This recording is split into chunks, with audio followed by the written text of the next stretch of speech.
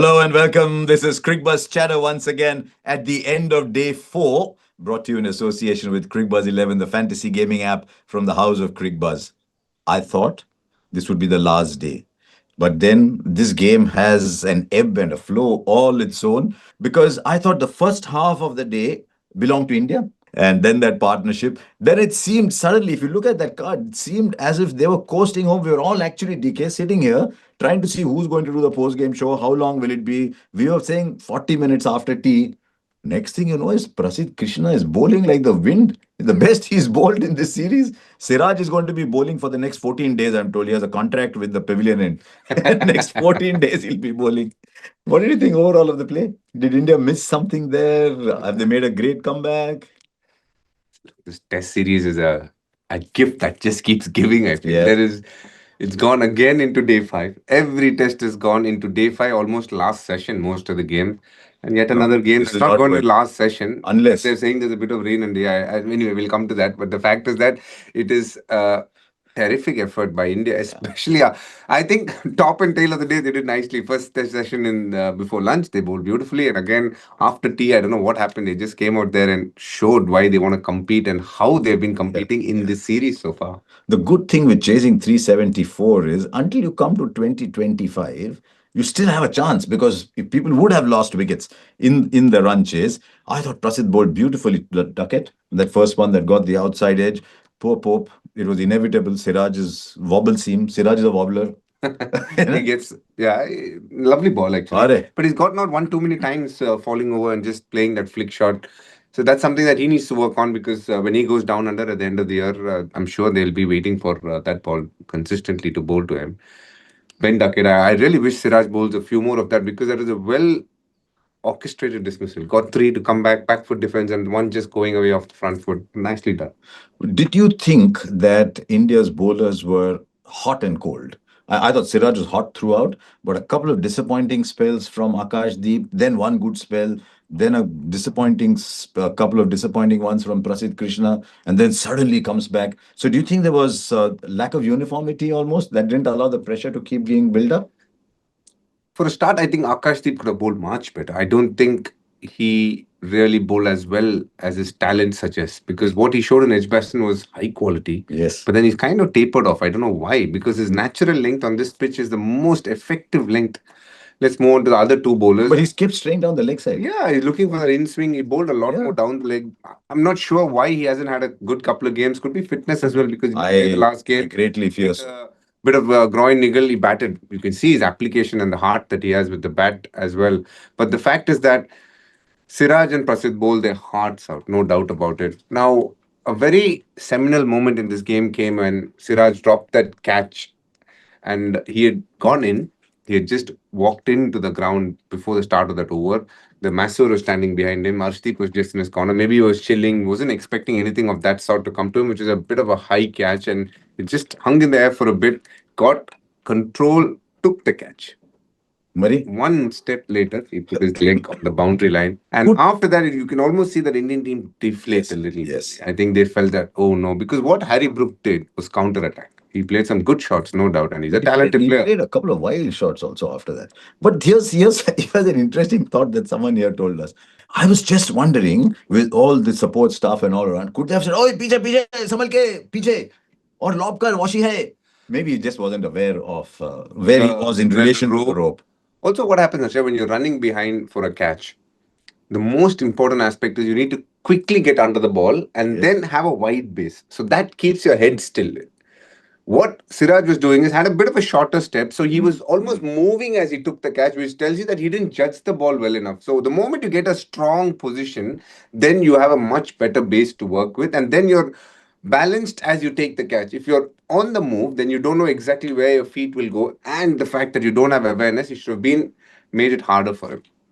Pity. There's some players, for some reason they just seem to find themselves in odd situations. If something awkward has to happen, they're there in the middle of it all. And I don't know, poor Siraj.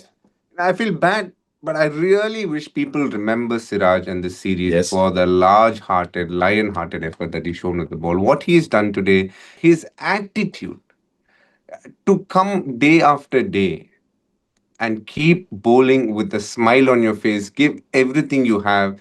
In a world where white ball cricket is taking over, he prioritizes Test cricket and he values it. And I really wish people remember him as that bowler. What he has actually It, done in the it series, doesn't tell you a lot. there's a It's lot more cold. to it. It's Yeah, it's not very 20 cold. wickets. He could have easily been 25. First of all, he was Yeah. so unlucky in so many of his spells.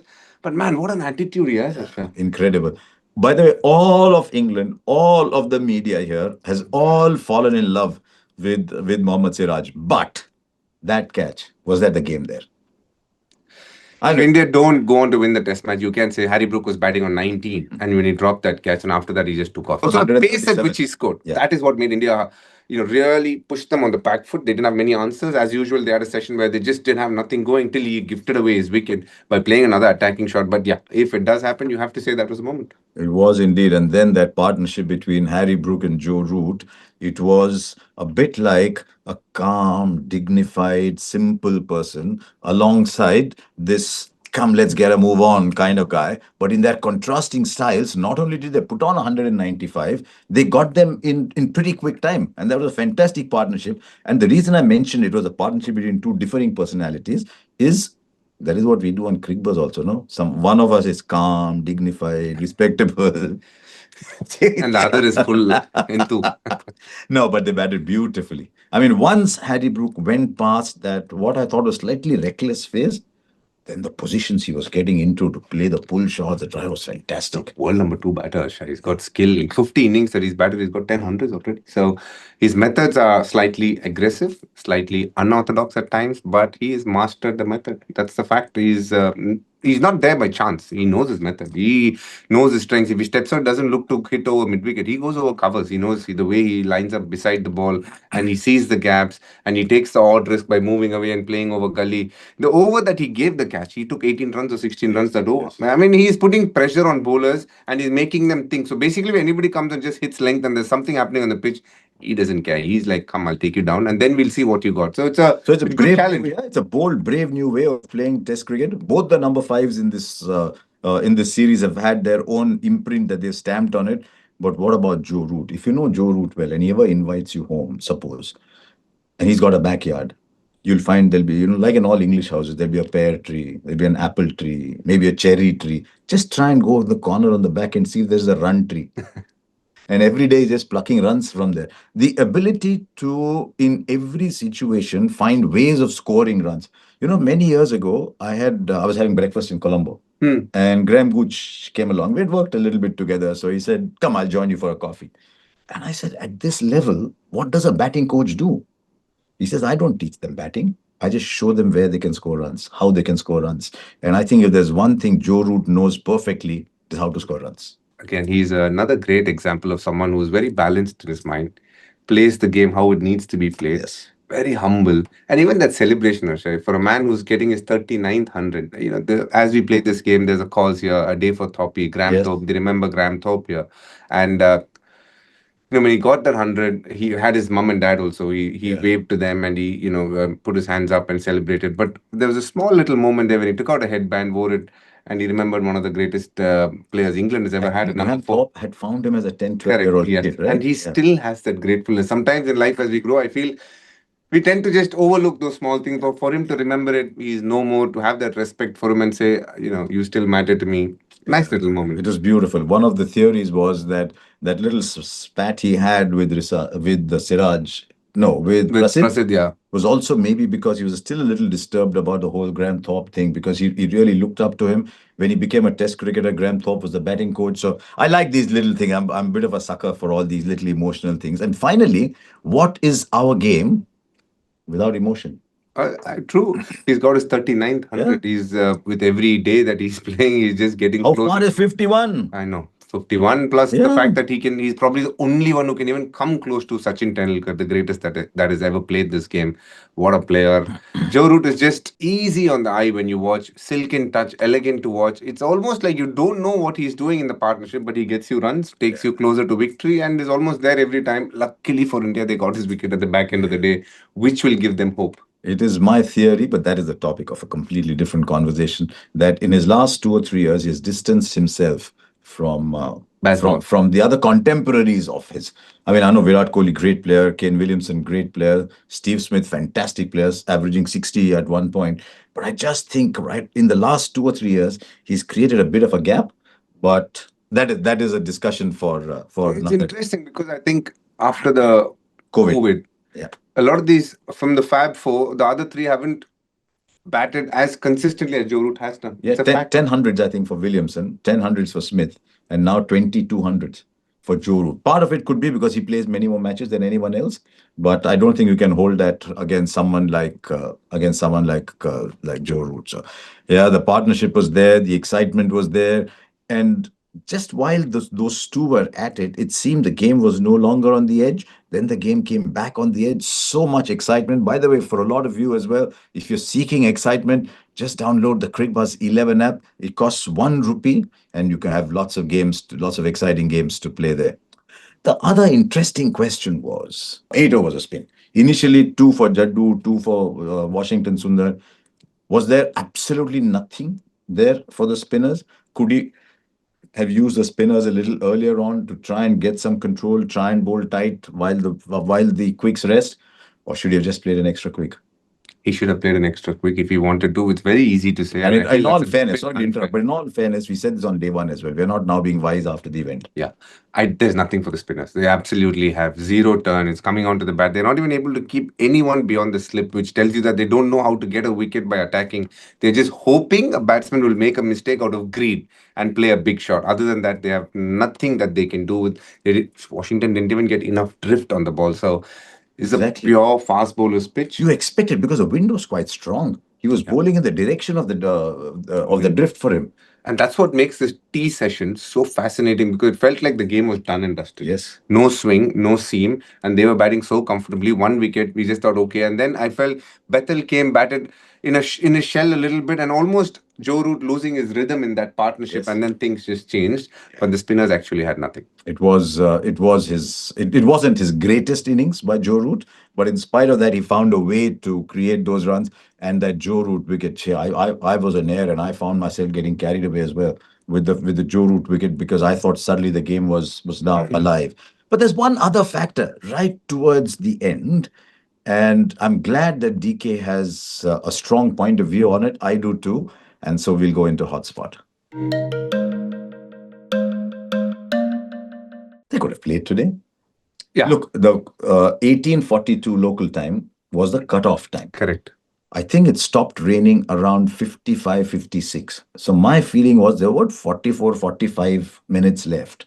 The moment you take off the covers, you can start playing. You don't have to study the pitch again. You don't have to do a pitch inspection.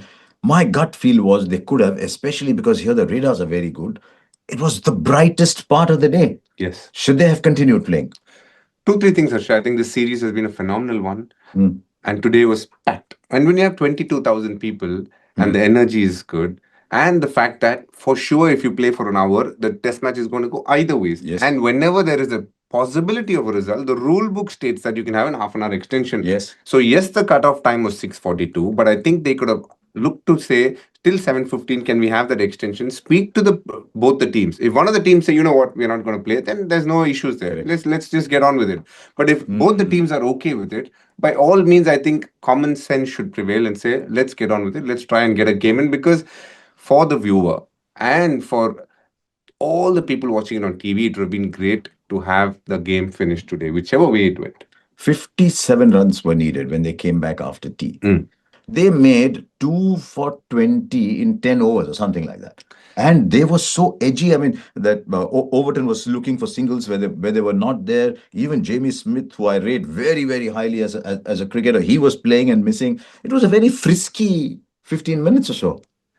It actually tells you, because the ball is the same, the conditions are the same. It's just the effort that you put in, isn't it? When you have the belief and the effort, because there was nothing else that is different. They didn't get a new ball or they didn't change the ball because the shape went out. So it was all about effort. At that stage, when Harry Brook and Joe Root were batting, they didn't have the belief. After Harry Brook got out as well, they didn't have too much belief. But when they got Joe Root, they really believed it could happen. And the way the ball was hooping around corners, just in the aftermath of Joe Root's wicket, and just prior to that, when Jamie Smith came in, they were just troubling Jamie Smith. He could have gotten out any time in that spell. It tells you that When bowlers bowl with belief, genuine belief, the way they land, the intensity they have on the ball, and the amount of backspin they're able to give because they're bowling it with that intent changes, and hence so much happen. There could be nothing else other than that. Are you going to be going down tomorrow in the morning, pitch side? Because for some reason, I suspect the curator watches Cricbuzz. Because he will tell you, so you think we were late? He told me the other day, I told you. I went there, he said, you think we were late coming on? I said, don't worry about commentators. He said, we are different. We tell what we see. Don't worry. He said, no, did you think we were late coming on? I said, yes, I think so. I said, have you seen people in Sri Lanka? I said, they win sprint races when they come out. So he might just be careful. Yeah, no, I mean, He I might have, watch this. But rain was a bit of a bummer. It was so beautifully set up. What do you do when it rains? Here's a thought. Just download the Cricbuzz 11 app and just scroll through. There's so many exciting games there that you can keep playing. Just keep looking up. When it stops raining, play starts, you're back there. Right, time to go into day 5. Fast forward. What are you thinking? 35, a lot of runs. Early wicket, new ball, 3.4 overs. You take the new ball as soon as it's due, or if they bowl really well with this ball for 3.5 overs, you just keep going with it. no, I'd take the new ball. I You'll think fly? you need some seam movement as well, but I think England have a better chance. Oh, there's Purely no. because of the fact that a heavy roller will be again used at the start of the day. Ah, And that heavy roller. Yeah, and that actually flattens it. Maybe that that's. No, I've got a conspiracy theory that doesn't. It's not. Is unbecoming of me to put on Cricbuzz Chatter. Guy, edit. You never saw that. No, but you make a very, very valid point about the heavy roller. And then I think it'll be flatter to bat on. India's energy will be high, so they'll have belief. But the fact is that even Chris Wokes was ready with his wides if required. So, they have There's two always fear. good batters in Gus Atkinson and Josh Tongue who can hold a bat before Yes. we go to Wokes. So I think England still have slight upper hand. Oh, no doubt at all. But remember, there's always fear in the other camp as well. We keep looking at it from India's point of view. What are England saying? Hang on, this game was in our pocket. The series was 3-1. Is it going to be 2-2? Oops. And then suddenly everything changed. So remember, there's a bit of tension in the other camp as well. It's going to make for an enthralling. Come on, how many minutes? 45? No, I think it'll be 34. Yeah, I think 34 and all. No, 45 minutes. I is thought fair. you were going so precise, 34. No, I was thinking how many India would bowl, but around 12 overs we'll know the result. So it's fair to say around 45 to 50 minutes. If there's a couple of outside edges, little inside edge past the. Also, in these kind of results, Harsha, if these two put on, say, 20, the last 14 will come in 1 over or 2 overs. If they because put on just- 20 without losing a wicket. Exactly. So then they'll just. But if they keep losing wickets, then the game will extend. So if Chris Wokes has to come out, the only other time I've seen a player coming out like that, but I've seen that only in photographs and old clips, was Malcolm Marshall. I heard they Came were out to discussing. back. No, he had plaster all over here. His left hand was broken. But it wasn't a dislocated shoulder, but his left hand was in plaster. So he came out holding the bat in the right hand. And he played a bit like I would have played if I was playing at your level, just ghuma with one right hand. And then he came and took 7 wickets.